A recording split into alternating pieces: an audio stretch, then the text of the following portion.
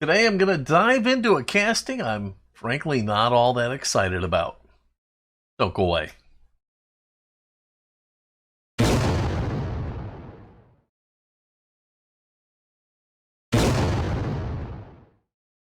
Hello everybody and welcome to Fat Guy Productions. I am Paul, coming to you as always from beautiful Las Vegas, Nevada. And that's right, I'm not excited about this casting I'm taking on today. I've been struggling to pick what I want to work on. And frankly, I'm snatching a couple cars out of my stash really as kind of like fillers. At least that's what I thought I was doing. Let's get to work. So today I'm going to be working on this 70s Firebird Funny Car. And I have a whole story about this and another casting, and I'll tell you that in a minute. But first, I want to get to the windshield because it's already out. Now, I'll tell you why. I wasn't sure about this windshield, and so I was fidgeting with it and ended up getting it out. It's so weird. You actually have to slide it out through the front of the car. And what you have to do is you have to kind of reach in underneath and push up on the windshield a little bit to get the little lip there to clear, and then slide the whole thing forward and out. A weird arrangement, but it came out nicely, and so I've got that to the side. Now I'm going to take a look at the rest of the car while I tell you this story. I really was scrounging for something to do. I was just having a block on what I wanted to do. I just wanted to get a couple diecast projects done. So I was, just thumbing through my stash, and I saw this one, and it really didn't do anything for me. And I'm going to be honest, I picked this and the other car that will be in a different video, and I picked them almost as fillers. I really had no excitement about these cars. I do love older funny cars, back when funny cars looked like cars. So this car had that, but short of that, I wasn't really overly excited about the car, but I decided to do it anyhow. So the first thing I'm doing is I'm just getting some pictures so I can replicate the logos or make my own or whatever I end up deciding to do, but I get some pictures.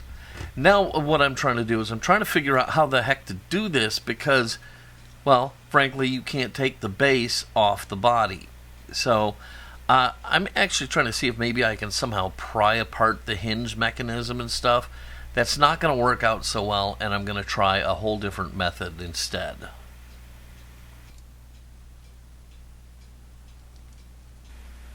So since I'm not really overly excited about this car, if it's an epic fail, I probably don't really care. Not to say I'm not going to try my best. I'm just not going to be overly heartbroken if this doesn't work out. So what I'm going to end up having to do is I'm going to have to work on the car together. So that means the base, the body, everything is all going to be together. So the one thing I can do, though, is I can already take out the glass, which I've done, and now I want to get these axles completely off of here because they're garbage and they're not reusable. I'm not going to be able to save them. So what I'm doing is I'm cutting away the tires with some nippers so that I can get to where the axle is crimped in, and then I can go ahead and grind away that material and get the axles out. But first, the tires got to go.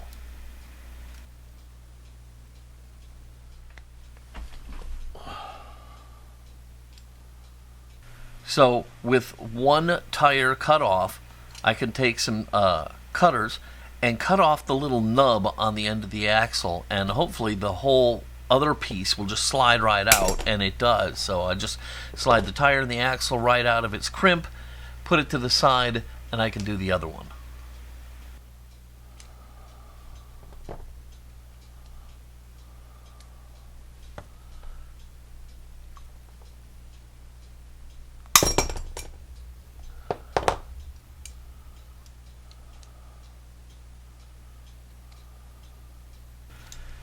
So hopefully the stripper doesn't really just gunk up the base, because the base is where a lot of the detail is at. But there's nothing else for it except a trip into the warm liquid goo.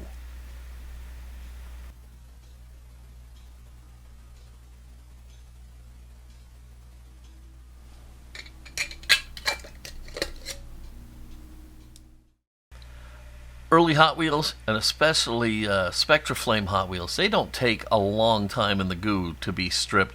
This was maybe 2 hours, and I'm going to go ahead and pluck it out. I can see that the paint is just slurming right off of the body, so yeah, I'll take it, run it to the sink, wash it up, and we'll be right back.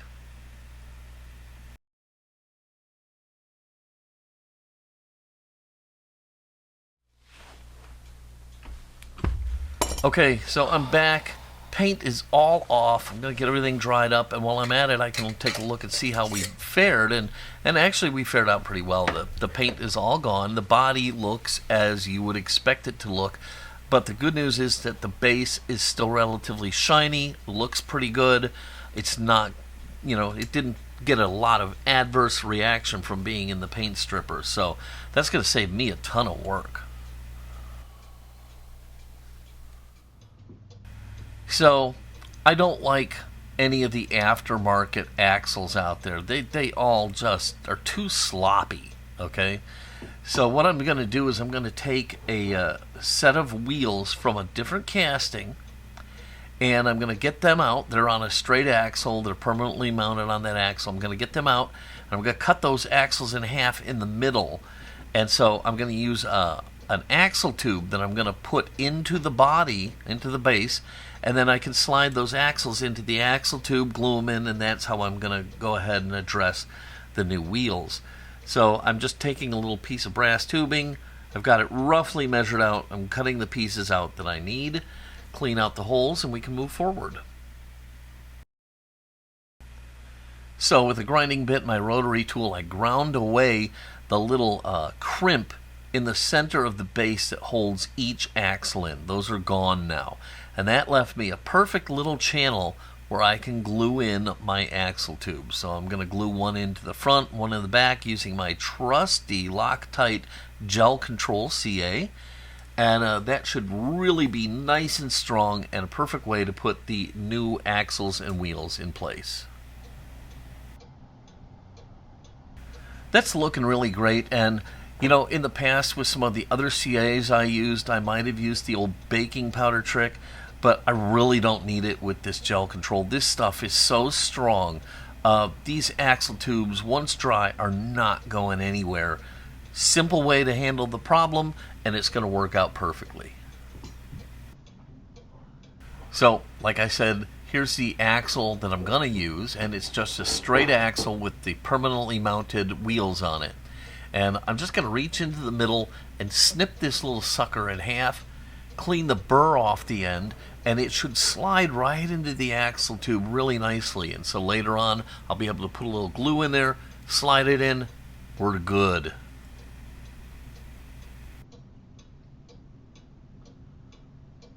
Just to scratch an itch and to make sure my theory is working out right, I'm just going to do a quick test fit and take the little axle and slide it into the tube and see how everything fits. And yeah, look at this, it goes right in there perfectly. And we can do the back, and then we can actually lower the body and make sure everything's going to work right before we go too much further. If it didn't work out right, then I've got time to fix it and come up with a different plan. But no, see, that's going to work out great. Look at that. Wheel, it's perfectly on there. This is great. I love this.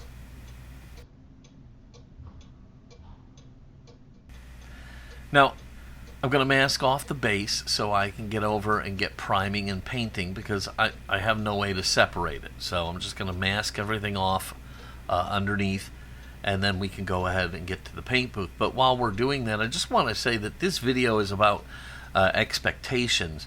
And frankly, I had really low expectations going into this project, but I'm going to tell you right now, it's going to come out amazing.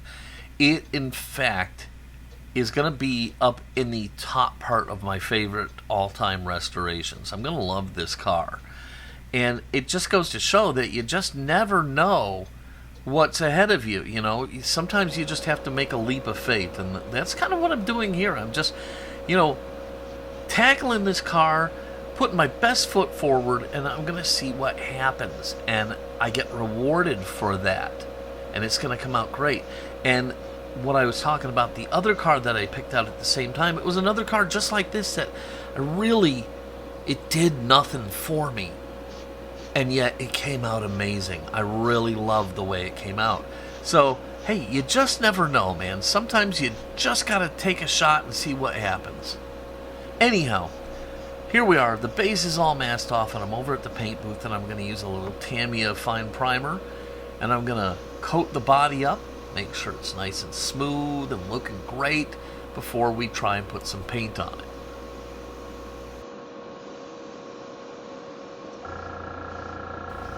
So I decided I wanted to make this car red, and it wasn't really working out. I started with some Chroma Air red paint, and this is not an insult to Chroma Air paints. They're fine paints. The red just wasn't working for me. It was the hue for this particular car, not in general. I really wasn't feeling it. So after it was dry, I went and I got out some of my Createx Gold Flake paint, and I just misted that over the red to see if that would do something for me. And it was interesting, but I really ended up not liking it. It just still wasn't working.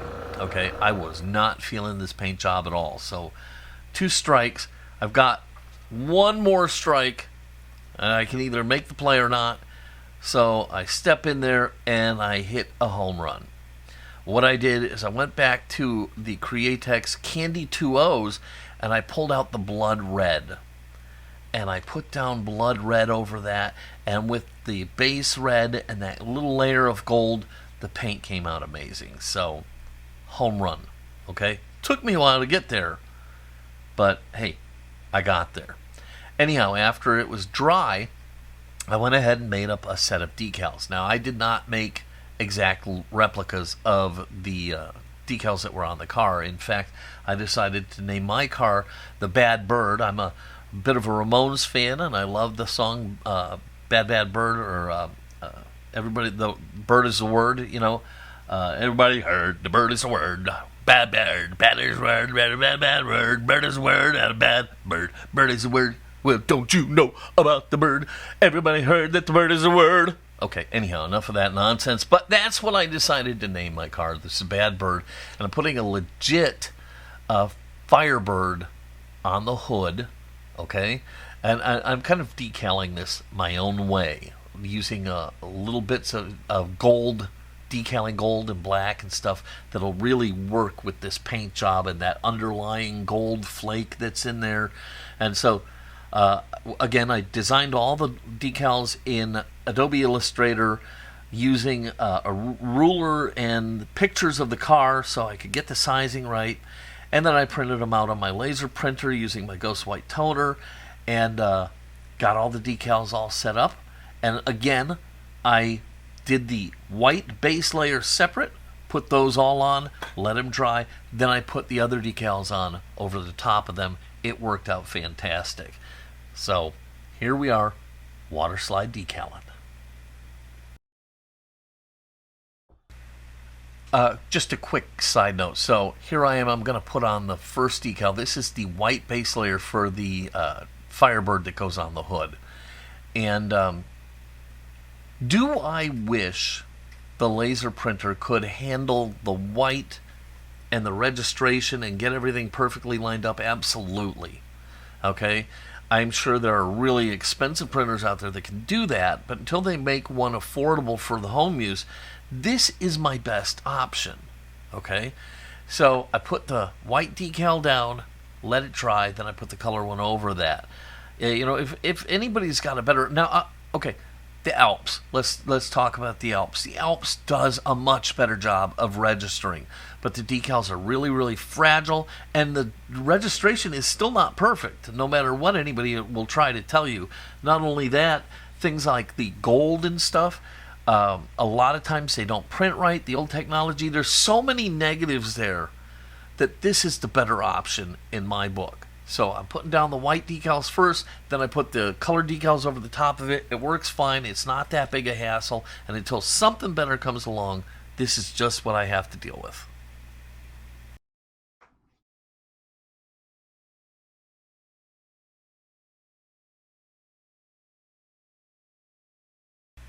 So it's not that hard to get these registered doing it this way. Really, it's not. What I do is I get it as close as I can, and then I start to just gently tap at the decal. Just tap at the decal with a toothpick to slightly nudge it into place. It's not that hard, folks.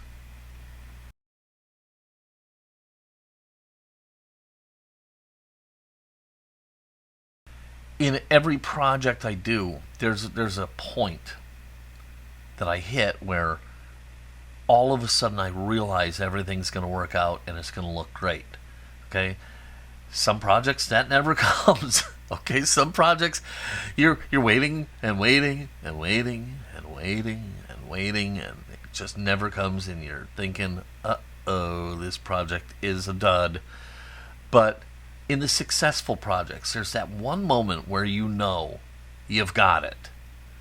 I'm there right now, okay? I'm there right now. I know this car is going to be a hit. I'm already loving it. The decals look amazing. I'm going to go ahead and start laying down some clear coat from Bright Vision.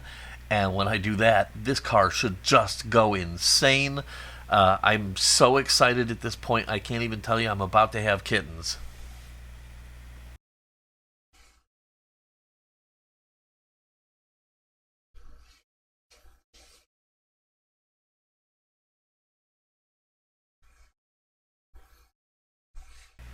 Okay, so I've unmasked the base. Everything's painted and clear coated and dried. It looks amazing. And now I can see the test fit on the wheels. Gosh, this looks great.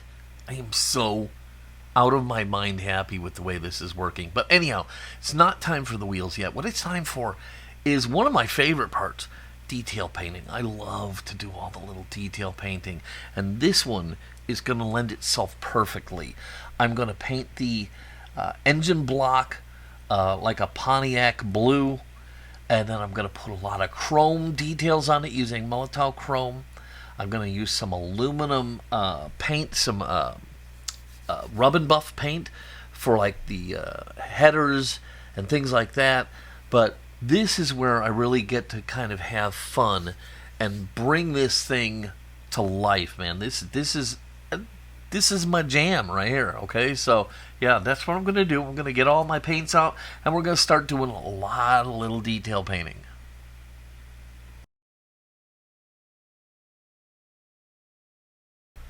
So I'm gonna start all the details on the inside first. This way, when I go to paint the details on the outside, I won't end up messing that up later, trying to manhandle the car and stuff like that. So right now we're going to get the seat, the engine block, stuff like that, and we'll just kind of layer these things in there until I'm happy with the way they look.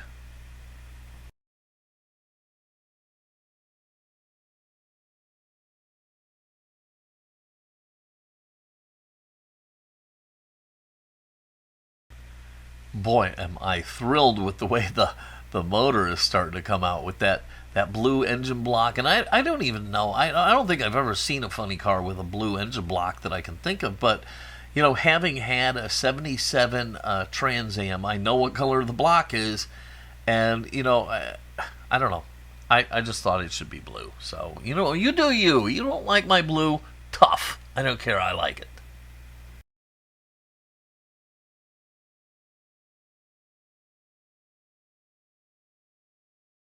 So, anyhow, uh, even with my camera problems as I'm upgrading and stuff like that, I'm still trying to bring you variety by changing the camera shots and stuff like that, and trying to really, do something special for you guys. I kind of forgot to aim this camera really, really well, so it's kind of not framed very well. But I tried. Okay, so just get off my ass.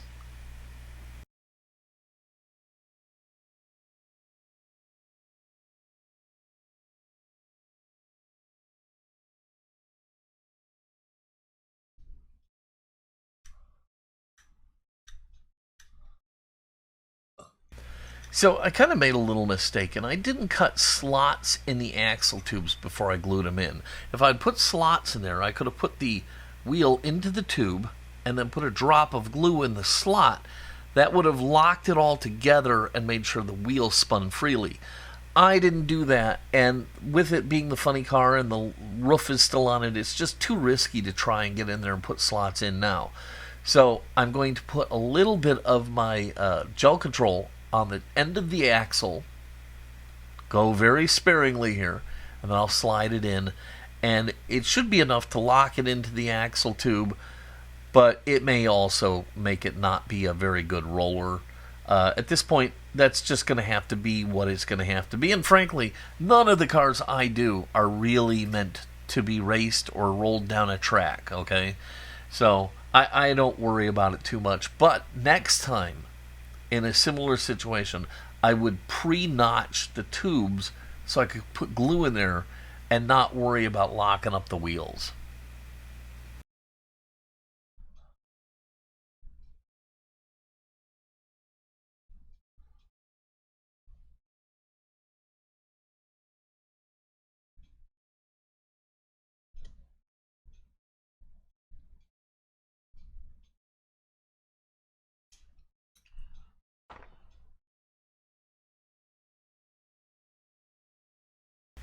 So with the wheels glued in, I'll do a little bit more detail painting, and then I can call this car done.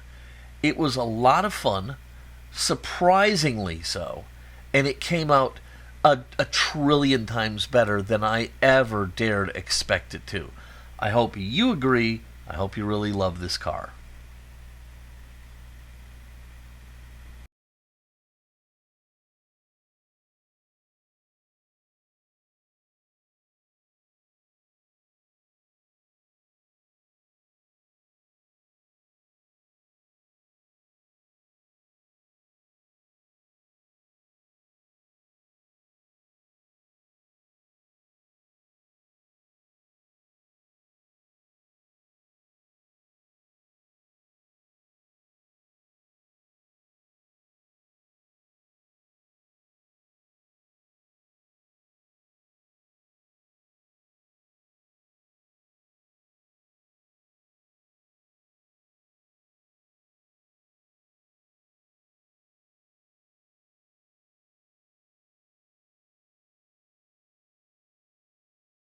Well, there you have it. My Firebird Funny Car, the bad bird. And boy, is it bad. I love every bit of this thing. It came out so good. I'm so happy with it. I hope you loved it too. If you did, please give it a giant thumbs up, click subscribe, and don't forget to click the notification bell so you never miss one of my Diecast videos. As always, if you have any questions or comments, leave them down below. I love to talk with you guys. It's the highlight of my day. All right, that's going to do it for today. Just remember, there is something magical about the unexpected. Until next time, this is Paul from Fat Guy Productions saying, be good.